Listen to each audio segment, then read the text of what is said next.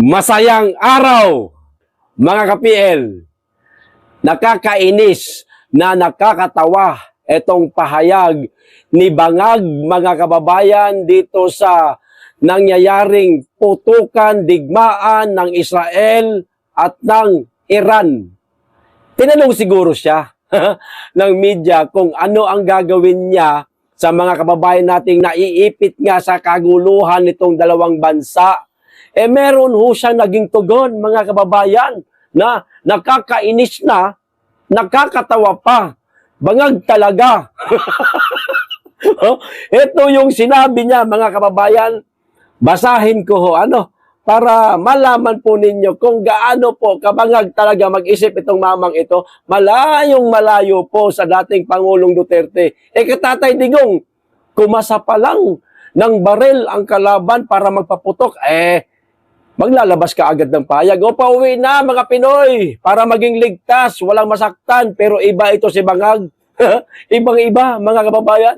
Parang gusto niya pa yatang magurgur lahat yung mga kababayan natin dun eh. O ito, sabi niya, ipinahayag ni Pangulo ba talaga ito? Pangulong Ferdinand Bongbong Marcos Jr. na hindi pa kinakailangan ang mandatory repatriation ng mga Pilipino mula sa Israel at Iran sa kabila ng umiigting na tensyon ng rehiyon. Maliwanag dito sa caption, mga kababayan, umiigting na tensyon. Hindi lang basta-basta umiigting na tensyon, kundi talagang nagkakapatayan na ho, mga kababayan. Alam nyo ho yan eh. Malamang sa alamang na balitaan nyo na po, mga kababayan, na marami ng mga kababayan natin doon ang nasaktan. Baka meron nang nabawian din ng buhay, wag naman sana. Ito yung mismong sinabi ni Bangag talaga tong mama na to. No. Not yet. Not yet? Utang ina. We generally leave it to each individual or each family to decide for themselves whether or not they feel safe or whether or not they would like to be evacuated. Saan ni Bangag, Pangulong Marcos? Putang ina mo! Pasensya na ha. Napamura talaga ako sa sinabi mo, Nyor. Sa isa pang balita, mga kababayan. Ito pa, hindi, tuloy ko lang ito basahin bago pa tayo tumungo sa isa pang balita. Mandatory repatriation para sa mga Pilipino sa Israel at Iran, hindi pa kinakailangan, sabi ni Marcos. Ako, tinatawa ko na lang itong inis ko, mga kababayan, kasi ayaw kong mainis. Baka tumaas na naman itong aking hyperacidity. Ito, sa isa pang balita. Mas maganda ho ito. Ayan. Hindi. Ayan, ito sabi niya, hindi pa sa pangkalahatan. So, antayin niya pa lahat. Madurog itong Iran at saka Israel bago niya hakutin yung ating mga kababayan pauwi ng Pilipinas. Bobo talaga ang puta. Hindi pa sa pangkalahatan. Pinaubaya namin sa bawat individual o bawat pamilya ang pagpapasya para sa kanilang sarili kung nakakaramdam sila ng ligtas o hindi nila nais na lumikas, sabi ng Pangulo. Hindi ko malaman, mga kababayan, kung naghahangad itong mamang ito ng mga remittances, para merong karagdagang income para sa ating bansa o ekonomiya. Di ba gay ating mga kababayang OFW, isa sa mga bumubuhay sa ating ekonomiya. Nyor, Diyos ko naman, mag-isip ka. Nagkagulo na ang dalawang bansa. Marami na ngang namatay na mga kalahi nitong Iran, kalahi nitong mga Israel, o mga nasaktan man lang. Huwag natin sabing mga namatay, o nasaktan man lang.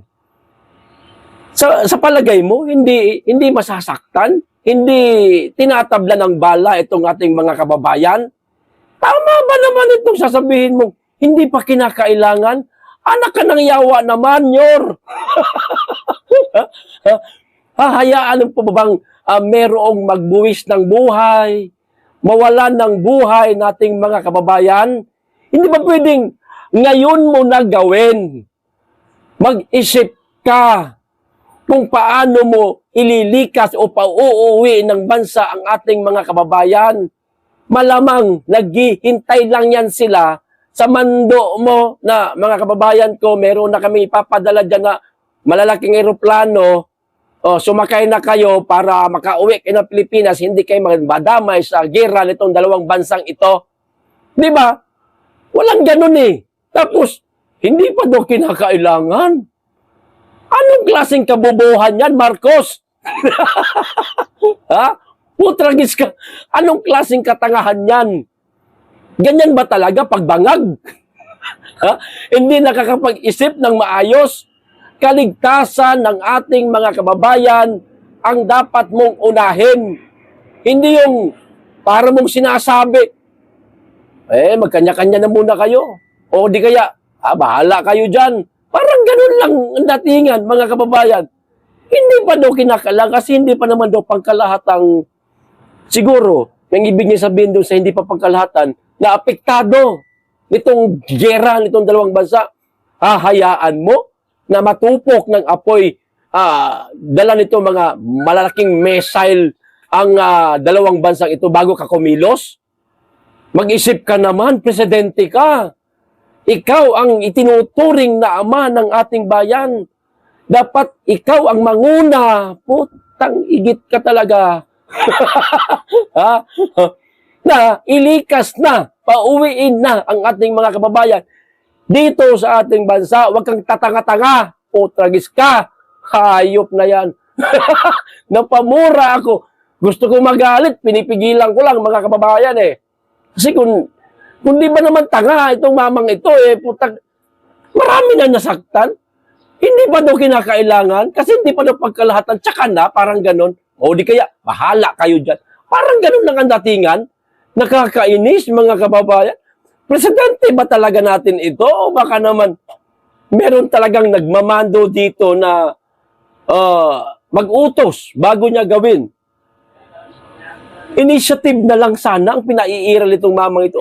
Puta, nagkagulo na yung dalawang bansa. Kailangan ko nang ilikas yung mga kababayan ko. Walang ganun. Malayong-malayo ka talaga sa dating Pangulong Duterte. Hindi ko malaman kung ikaw ba may pagmamahal sa mga kapwa mo Pilipino o gumaganti ka sa mga Pilipino dahil sa ginawa sa inyong pamilya ninyo. Ng ibang mga Pilipinong galit na galit sa inyo, wag mong lalahatin. Hindi lahat ng Pilipino, putragis, kinasuklaman kayo. Kahit paano, meron pa rin naman na naniniwala sa inyo. Yung nga lang, ilang piraso na lang. Wag mo lalahatin, isang tabi mo muna. Kung malaman kung may galit ka sa Pilipino, isang tabi mo muna yan. Kung may galit ka man, unahin mo muna iligtas yung mga kababayan mo. Wala ka na nga nagawang proyekto. Pati ba naman itong simpleng pagpapauwi lang sa ating mga kababayan, hindi mo kayang gawin. Anak ka ng patola kanyor. Mag-isip ka naman. Presidente ka pa naman. Binoto ka ng mga yan. Bilang ganti mo man lang sana sa naging boto nila sa'yo. Iligtas mo sila sa gulo. Iuwi mo sa ating bansa. Gumawa ka ng paraan. Hindi yung sasabihin mong, tsaka na, hindi pa naman kinakailangan. Hayaan na lang natin silang magdesisyon ng kanilang sarili. Kung sila ba ligtas pa o hindi na. Natural, hindi na. Gira nga. Naknang yawa naman, oo. Gira. Meron ba namang gira magiging ligtas yung isang tao? Hindi wala. Kuha naman ng base. Ukraine, yung Palestine na lang.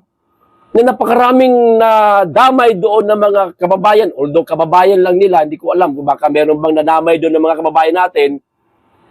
Di ba? Yun na lang kuha mo ng base. Yung makikita mo yung kababayan mo na wala nang matirhan. Ito nga may video ko ipapanood sa inyo mga kababayan. Kuha ko po ito sa isang uploader na hindi ko po nakilala, kaya hindi ko po nalagyan ng courtesy.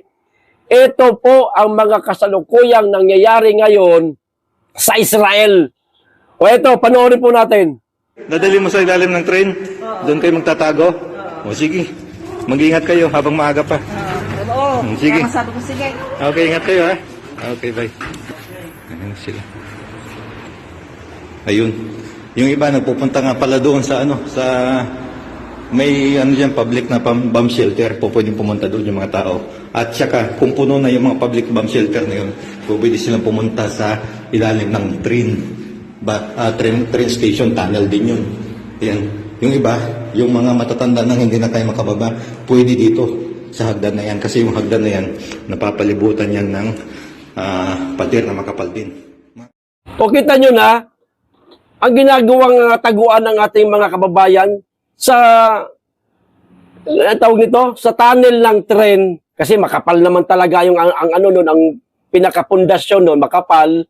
Siguro pag may tumama doon na malaki-laking missile, hindi siguro basta-basta yun matitibag. Pero hindi ho ito ang dapat nating inaasahan na magtago sila sa mga lugar na yan. Ang pinakamainam na dapat gawin itong presidente na ito, iuwi yung ating mga kababayan. Meron naman tayong mga eroplano. Hindi naman tayo sobrang dugmok na bansa. Meron tayong mga C-130 na mga sundalo. Hindi kaya yung mismong pang-commercial na mga eroplano niyan, gamitin niya, bayaran niya. Para mahakot yung ating mga kababayan pa uwi ng Pilipinas. Hindi yung hahayaan niya na lang na, sige, bahala muna kayo magdesisyon sa inyo kung uuwi kayo hindi. Baka hindi pa naman kayo nasasaktan, baka wala pa naman nagurgur sa pamilya ninyo. Parang ganun lang ang datingan, mga kababayan. Presidente ba talaga ito? Kayo na lamang panghumusga, mga kababayan, kung karapat-dapat ba talagang tawagin itong presidente na pinababayaan po yung ating mga kababayan, malayong-malayo ka kay Tatay Digong, no? Ang dating Pangulong Duterte, girian pa lang ng salita ng dalawang bansa, agad-agad gumagawa na ng solusyon. Pinauuwi na yung ating mga kababayan. Ikaw, nakatunganga ka lang dyan, wala kang iniisip, kundi kung paano ka magpayaman. Anak ng patola talaga, oo. Hanggang dito lang po, mga kababayan. Maraming salamat. Mag-iingat kayong lagi at higit sa lahat, mahalin po natin ang Pilipinas.